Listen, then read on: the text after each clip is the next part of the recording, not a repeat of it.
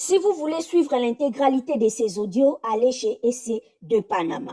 Ni Essai de Panama, ni Bacroni Maman, personne azako confirmé ni ko infirmé ba propos oyo la dame azako tenir na ba audio. Elle se présente comme étant Marceline, l'amie de Bibi Candolo, qui est la sœur de Blanche Candolo, l'épouse du pasteur Marcelo Tounassi. Voilà, c'est ça.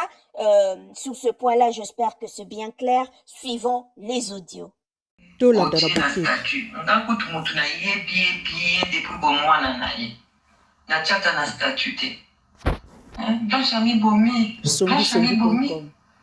Sa soeur, c'est ma copine, quoi. Dès qu'il y a Bibi Candolo, il me dit Bibi Candolo. Sa soeur, c'est ma copine. Yamazé. Quand je dis mon ami Bomi, quoi, ma chirurgie esthétique. Dans moins de 3 ans, ceux qui 4 ans, ça dit 5 fois. Yamazé. Akenda koko tisama on les bons, à comme à la taille fine. À ça dit ma soeur, quoi. Je wana kenda qui chose ba diminuer ba misuni na maboko. Cette fois-ci elle m'aimait. Cette fois-ci elle m'aimait. Dès que nous avons qui on les a ma découvert. Blanche a toujours été une très jolie fille, la famille a Écoutez seulement Yamazé. T'es sur un toit koufia, koloba quand même.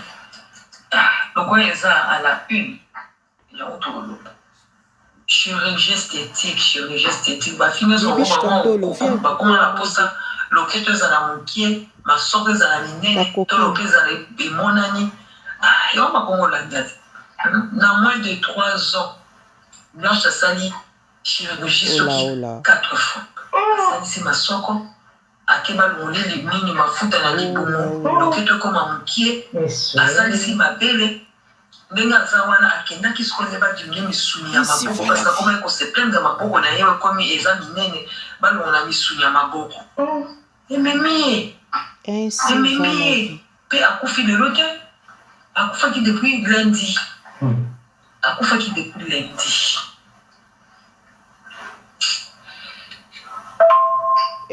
Akufaki depuis lundi, akufi lelo te, akufaki depuis lundi. Mais batu bayeba kite pasteur Marcelo, yazaki na Kishasa.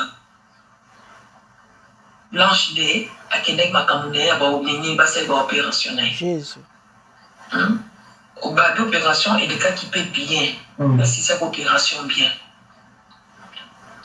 Mais, on y a sur la moukade. On y a un système vital, un système vital. Ils ont cœur, ils ont qui n'a la sur anesthésie. Pour la moukade, mais anesthésie, c'est ça qu'il fallait déjà la moukade. Au bas d'opération et des cas qui paient bien. Si c'est opération bien. Mais, on y a sur la moukade. On y a un système vital, un système vital. Ils ont cœur, ils ont qui n'a la sur anesthésie. Pour la moukade, mais anesthésie, c'est ça qu'il fallait déjà la moukade. Il faut pas tout au cas où problème à Bengana. Babé au bani, tout le monde moi scénario ça ne va pas.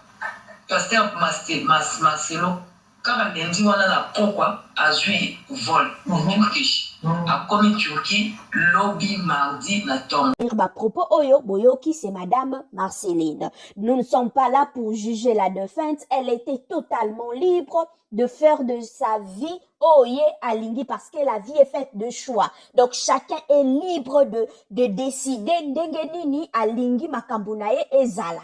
Donc c'est un peu ça. Merci à vous tous de nous avoir suivis. Merci pour votre attention et votre fidélité. Abonnez-vous sur Opinion TV. Merci parce que vous êtes là. Merci pour la fidélité et attention. À vous tous, bon week-end. Bye.